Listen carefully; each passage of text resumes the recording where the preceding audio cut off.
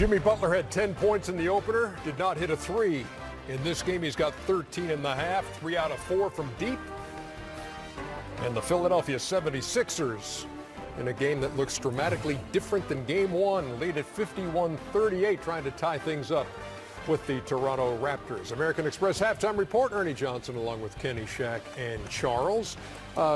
You look at the numbers for Philadelphia in the first half. Yeah, they got the lead by 13, shooting just 41%. They have hit half of their threes, dominating the boards. And look at the turnovers, 13 turnovers by Philadelphia. They have committed the most of anybody in the postseason, yet they still lead by 13. They should be up more. Yeah. They should be up more. Turnovers have not helped. Agreed. That's for sure. Toronto shot 32%. Yeah.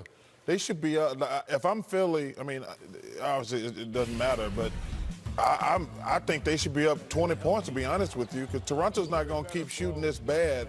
But the Philly did not finish the first half very strong. They should be up more points, in my opinion. And good shots. 3 out of 15 from deep for the Raptors. They're just not making shots. And those turnovers leading to 18 Toronto points, 18 of their 38 in the first 24 minutes. So tell me what you've seen from Philly. Well, we all know, we've been doing this for a long time. We all know that playoffs are a game of adjustments. And, the greatest adjustment that Philly made is to just share the ball. Look, everybody can touch it. Everybody can play. This is our secret weapon right here. We need to get him going.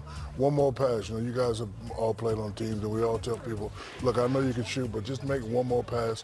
Everybody's involved right there, playing aggressive, making a good pass. And they are hitting shots. And I agree with Chuck and Kenny. They shouldn't be up 10. But, the adjustment here was to just move the ball. No isolation game, no one-on-one game. Don't let them get their defense set. Move the ball, let everybody touch it, and if we hit shots, we can compete with this team. And they are up, and I do agree with you, they should be up by 20. But right now, if they keep moving the ball, they have a chance. Yeah, the last couple of buckets by James Ennis, who had 12 off the bench. Difference between 1 and 2, Kenny?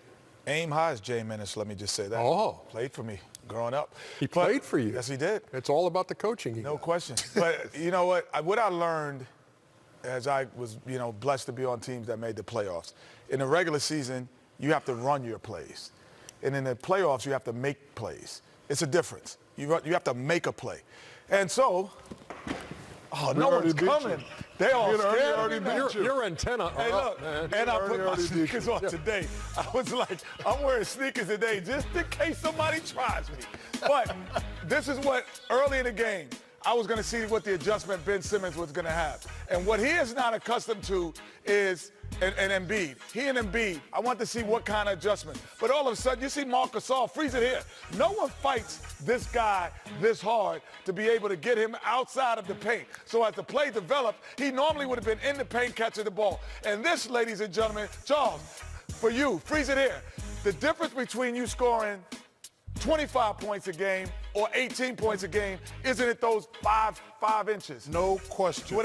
And he lost those 5 inches to Gasol, so all of a sudden now everything is much more difficult. So now the help is easier to come. Look at Leonard here is easier help. He knows he's got to go there. How the help comes, throws it out of bounds. First play of the game, Ben Simmons, again, not used to the length and athleticism. I want to see the difference. First 2 plays of the game, there's the hands in the passing lane, and then there is an adjustment. Ben says, freeze it here. Once he's not there, I see the lane. I'm attacking as quickly as possible.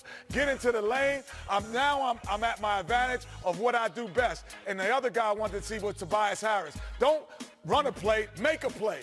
Go ahead and make a play right here. Do it yourself. Get into the lane. Then you can run your offense. So there is an adjustment.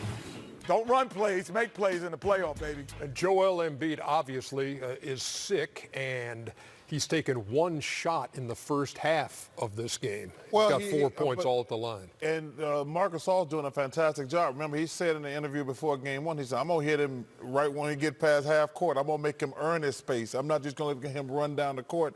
And that's going to have a cumulative effect throughout this game and throughout the series. But to me, the biggest difference is just Kawhi Leonard. I mean, come on. The guy got 15, Siakam got 7. Those guys had 50 at halftime the other night. Now they got 20. That's a big difference. But if I'm Philly, man, You got to take care of the ball. You got to keep the crowd in the game. They got a great tempo going. Great first half by the 76ers. Leonard, 6 out of 10 for his 15 points. Expect to see a bunch of Kawhi trying to assert himself Siakam, in the third quarter. Kyle Lowry played very well. He showed some stuff that don't show on the stat sheet, but the guy's got to be Siakam. Siakam. It is 50. Siakam got a sickle. 38 at the break. As we head to break, a reminder, Amex card members, listen up. Whenever a player records a triple-double in a playoff game, you can get 32% off at NBAstore.com the following day. Go to NBAstore.com/Amex32 for terms and details.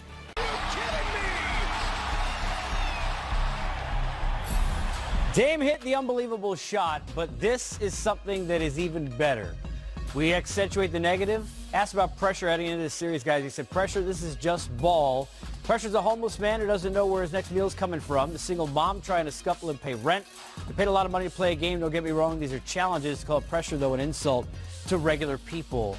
And I want to bring this up, Fish, because it's not just point four. You hit a lot of big shots. You played with players, hit big shots. Coach, you guys both know there's a mentality of guys who can thrive in that moment and not. His perspective and understanding where this all fits, how much do you think that helps him with his lack of fear to fail under pressure? I mean, I think it helps him tremendously. I mean, it helps all of us to have life experiences, good ones and bad ones, that then help inform you of how to step into a moment in life on the court in this particular situation. And when you hear about and think about Damian's background, where he's from, his life experiences, what he said in the quotes, that all factors into, to me, having an ability to relax, to be confident, to trust that, yeah, it's great if the shot goes in, but I'm not going to be in a position where I don't have somewhere to go home. Right. I'm not going to be able to pay my rent tomorrow if I miss the shot. So I'm just going to relax and let it go. And he wasn't afraid. And that's a large part of it, right? And this goes into how Damian Lillard is just hitting that out of the park on all levels. Okay, the mental preparation and the peace of mind that he's carrying to the game to be able to perform that way with the right perspective is allowing him to lead his team. He's being a great leader. He's supporting the coach. He's supporting the organization, saying he's going to be there long term. And he's playing as well as he's ever played. All right, he's also hit big threes. He didn't pay me to say this, but DZ could also hit it from 37 feet if somebody wanted him to close out a game. All right, now you're good, 3D. He texted me that. Here he is with Dame as they get ready for Denver. Lillard, long-range three, and it's good! At the buzzer! Damian Lillard! Are you kidding me? Logo Dame is the name that's going crazy in social media. Why do people not understand? Once you cross half court, you're in range. I mean, first of all, the game is evolving.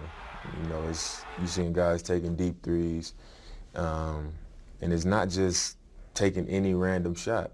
I think you got guys working on these things and getting results from it. I know when I'm training, these are the shots that I'm taking. If it wasn't a comfortable shot and a shot that I felt like I could knock down comfortably, I wouldn't take it. When you look at Jamal Murray and Gary Harris, how do you kind of slow those guys down? When I look at those guys, it's like me and CJ when we first started rolling, and we were just like, they're not giving us our credit. They don't think we that good. We are that good. You know that's their approach, and they play like it. They're aggressive, they're confident. They number 2 team in the West this year, so they had a great season. I think it's just being smart, playing a crafty game, playing a mental game, and being consistent with it. Just continuing to apply that pressure for the entire 48 minutes and just try to wear them down that way. But other than that, it's going to be a challenge. Well, one of the challenges is trying to figure out how to defend this pick and roll. Look at the frequency of the teams remaining. We're talking about all the time. We know exactly what they're trying to do. You think Rockets want to shoot threes, Harden to step back, wants to get fouled? Well, you're thinking Portland in the pick and roll. And when you look at what Oklahoma City did or didn't do, you guys know this, right? You're always looking at film, not because necessarily you're going to duplicate, but you may learn from a mistake. So you guys kind of take me, let's film room this thing. What do you guys see from what Oklahoma City is doing here? Well, in this situation, a guy like Jeremy Grant is athletic enough to have been closer in that switching situation. Here, Dennis Schroeder let Damian get to his left over that pick and roll when his help was actually to his right. And then we saw in multiple situations with whether it was Westbrook or maybe George on that last second shot, hands were down and not active enough pressuring the basketball. I know Coach Vogel, you can go into the big discussion in that part as well. That's the big challenge, right? His range forces the big to come out. Okay, and if you're going to bring your bigs all the way out beyond the three-point line, it creates a lot of different issues. First and foremost, he's going to be on one side or the other of the screen, and if he's going to be on one side, Dame sees him, rejects it, goes the other way, and then you want to be Dame? Come on, it's like there you go. Get in there. Come on, Justin. Just blaze, come on. All right. If the screener's coming out here and I got to come out and guard, so I'm Steven Adams coming out here. Right. Dame seems the big coming out past the screen. He takes it away from the screen and rejects it. Now there's nobody to help on the screen roll. That's how he's getting a few of his pop-up jump shots. Okay, now come on back, Hey, Justin. at least dribble, Kimberly. I mean, we know travels. We don't need George Borgia to like chime in. You just traveled. The other part of it is most centers don't have great lateral mobility. Okay, and you're going to see that some tonight with Jokic. Okay, if he comes all the way out, okay, Dame has the ability to split the big, just turn the corner on the big, okay, and now you brought two to the ball and you're beat anyway. You've taken away the pop-up three, but you're in trouble because the ball's on a straight line drive at the basket. Okay, one of the best finishers at the rim in the game. If you bring your help, you got shooters on the weak side, but you got to bring the whole cavalry and make somebody else beat you once the ball gets going downhill. And they haven't been able to do that. I mean, their supporting cast outside of the two guards has always been the question over and over. And now with no Nurkic and Cantor banged up, it's an issue. I want to ask about something that you talked about before, because we could game plan anything we want in any sport, but you got to execute, right? So you talk about hands down. I mean, for coaches, this is what drives you nuts, right? The game plan not being right, that's on you, but guys not given on every play what they're supposed to with that game plan is more often part of the problem, is it not? Not most of the time. Okay. It's a combination. Everybody has to take ownership and responsibility. There are times where the coaching could be better and should have been better. Maybe the game plan could have been different. But whatever the game plan is, whatever decisions are made, none of it works without 100% commitment, energy, effort, intensity, and the discipline to do those things. In a screen roll situation, if I'm defending someone, if my hands are down in those situations, then I'm going to be more easily taken advantage of. So in a screen roll situation, the guard in particular is supposed to have high and active hands to prevent the passing angles there. And then when the big comes up, he's down in his position and he has and the he low get in the hands. lane too, right? If I'm trying to go ahead and make a pass. As well as what Coach said is if the lane is split down the middle, the floor, by this nail at the free throw line. We always call this the nail. So the guards are going to be on one side of this nail or the other. And my job in this screen roll situation, if Damian Lillard is on this side of the floor, I cannot let him get back to the middle because I know Coach is on this side to help me. So I'm showing disrespect to my teammates and to the game plan to allow Damian to go back this way. I have to commit myself and force him towards Coach. I love how you just went like sort of like quasi-dancing with I said, okay, look at the dancing with the story. Let me show you the video of Denver. Take me through what you see here, because we talked about, and Coach Vogel, you were talking about Jokic and some of the issues they might find. This is for the regular season, guys. What do you see here? Well, he got beat on that play right there, and that's the big issue. You bring him all the way out to take away the three, and, well, that's the other issue. I mean, Dame can get to the basket with his speed, but the pocket pass creates a 4-on-3 as well, and Dame's one of the best passers in the pick-and-roll game in the league.